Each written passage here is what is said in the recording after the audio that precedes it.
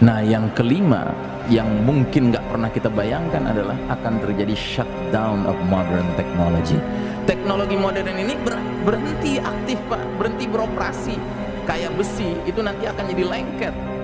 Makanya instrumen-instrumen yang terbuat dari besi yang sedikit rumit nggak bisa dipakai lagi nanti. Contohnya sepeda, besi rantainya kan besi, gearnya besi, nggak bisa dipakai. Bedil, pelatuknya besi, pelurunya besi, nggak bisa dipakai.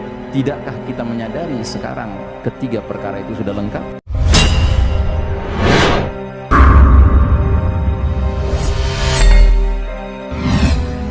Sambil kitanya harus punya rencana. Kitanya kemana? Ya kita harus hijrah, Pak. Kan Nabi dulu hijrah, ya kita juga harus hijrah, Pak. Nah, kira-kira kita hijrahnya kemana? Ya kita hijrah ke tempat pemimpin kita bakal muncul. Pemimpin kita siapa? Al-Mahdi, Amirul Mukminin fi akhir zaman. Munculnya di mana? Senayan. Hah? Di mana munculnya Al-Mahdi? Di Mekah dia munculnya. Jadi idealnya kalau kita bisa, kita siap-siap hijrah ke Mekah. Idealnya. Kalau nggak bisa, kita hijrah ke Syam. Karena yang hijrah ke Mekah memang hanya as-sabiqunal awwalun, generasi awal saja dari pionir-pionir yang membayat Al-Mahdi. Tetapi yang kebanyakan umat Islam nanti akan hijrahnya ke Syam. Karena apa? Dari Mekah itu Al-Mahdi akan menuju ke Syam, karena di sanalah khilafah ala minhajin nubuwah akan tegak. Gitu. Kebanyakan umat Islam nanti hijrahnya ke Syam. Tetapi yang sedikit, yang awal-awal itu hijrahnya ke Mekah. Karena mereka ingin menjadi as-sabiqunal awwalun yang registrasi langsung kepada Al-Mahdi pada masa Al-Mahdi masih sepi pendukungnya. Gitu. Baik, kemudian yang berikutnya, global famine, kelaparan mendunia terjadi. Makanya ada dalil mengisyaratkan kalau kalian sudah lihat bintang berekor di bulan Ramadan, simpan makanan sekuat kemampuanmu. Ya. Karena apa? Nanti akan terjadi kelaparan di mana-mana. Ya bayangkan 40 hari 40 malam matahari bersinar karena tertutup oleh kabut asap tebal, maka tanah tidak bisa kena matahari, tanaman, tumbuhan, pohon-pohonan nggak menghasilkan. Maka orang di mana-mana kelaparan. Dan yang mengerikan, kalau orang sudah kelaparan, terjadilah saling berbunuhan memperebutkan makanan. Gitu. Nah, yang kelima yang mungkin nggak pernah kita bayangkan adalah akan terjadi shutdown of modern technology. Teknologi modern ini berhenti aktif, Pak, berhenti beroperasi.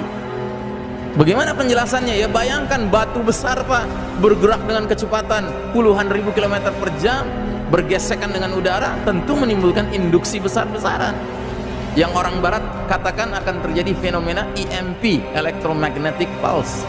Maksudnya apa? Semua benda-benda kelistrikan macet, nggak bisa dipakai lagi, termasuk tumbukan keras batu kepada tanah itu, dataran-daratan itu, menurut ahli fisika akan merubah sifat zat-zat tertentu.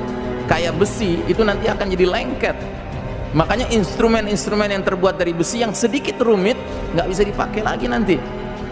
Contohnya sepeda, besi rantainya kan besi, gearnya besi, nggak bisa dipakai. Bedil, pelatuknya besi, pelurunya besi, nggak bisa dipakai. Dan inilah yang Nabi maksudkan dalam hadis sahih riwayat Muslim.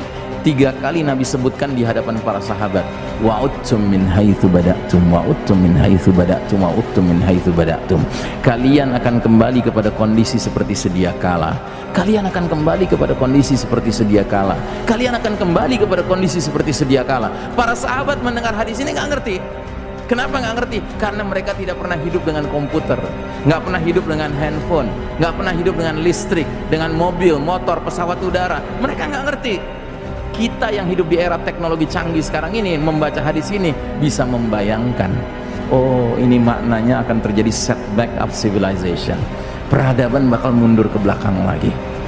Makanya hadis-hadis tentang peperangan di akhir zaman mengisyaratkan Al-Mahdi dan pasukannya berperang dengan tombak, dengan pedang, dengan panah, berkuda lagi, ya. Nah, jadi saudaraku rahimakumullah, Syekh Mubayyad dalam kitabnya Ensiklopedia Akhir Zaman mengatakan shutdown of modern technology tidak buruk bagi umat Islam, malah dia berkah bagi umat Islam. Kenapa? Karena dia berlangsung di seluruh dunia. Anda tahu nggak, kita orang Indonesia ini, Pak, lebih mampu bersabar kalau mati lampu daripada orang-orang di London, di New York, di Tokyo, Pak. Mereka di sana kalau udah mati lampu 5 jam, Pak, oh udah panik, Pak. Bursa efek macet, ya kan? Kalau kita kan alhamdulillah sering dilatih sama PLN kan, mati lampu sekian jam kita sabar. Kita tinggal panggil anak cucu, kumpulin, ayo store hafalan, nah, gitu ya kan? Kita tahu harus berbuat apa, nggak panik kita.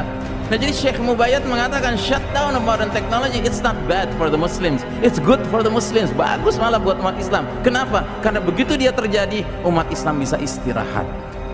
Istirahat dari apa? Dari perlombaan mengejar ketertinggalan di bidang teknologi menghadapi barat kafir. Sebuah perlombaan yang pada hakikatnya nggak akan pernah bisa kita menangkan, Pak. Kenapa? Karena barat kafir nggak rela kita memenangkannya. Jangankan memenangkannya, Pak, setara dengan mereka aja nggak boleh. Buktinya apa? Putra-putra muslim yang cemerlang otaknya, kalau belajar ke Amerika, belajar ke Eropa, itu nggak diizinkan pulang, Pak. Dikasih warga negara setempat. Brain drain, Pak, disedot, Pak, pikirannya. Nggak boleh bermanfaat buat negeri-negeri muslim.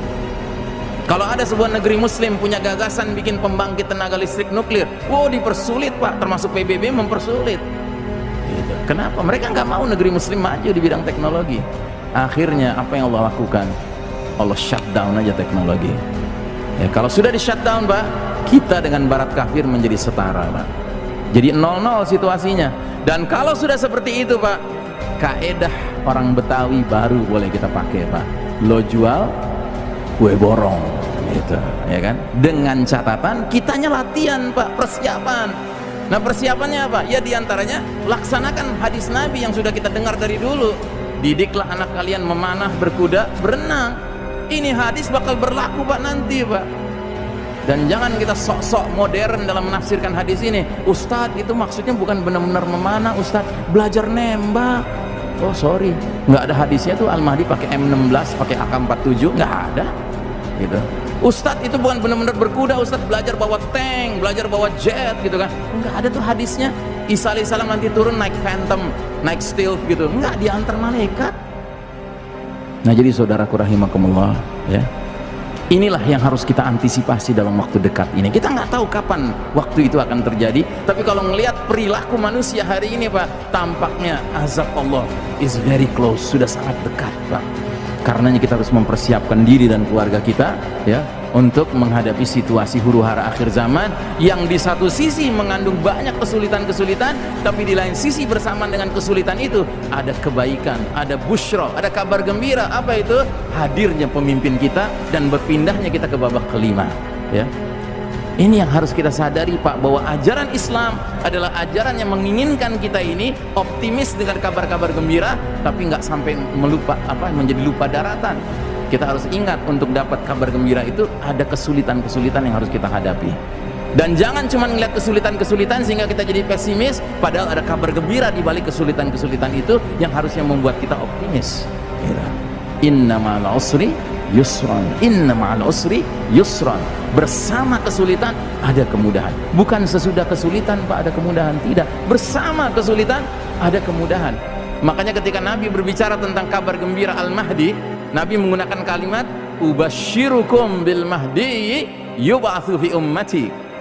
Ku kabarkan berita gembira akan datangnya diutusnya Al-Mahdi ke tengah umat ini. Saat apa? Saat perselisihan antar manusia menjadi-jadi, saat gempa semakin sering, ya, dan Al-Mahdi akan memenuhi bumi secara merata dengan keadilan setelah bumi dipenuhi secara merata dengan kezaliman di babak keempat ini. Jadi saudaraku rahimakumullah, satu hadis ini ada kabar gembiranya, datang sang pemimpin, tetapi ada kabar yang mengerikan. Perselisihan antar manusia menjadi-jadi, gempa semakin banyak, dan kezaliman merata.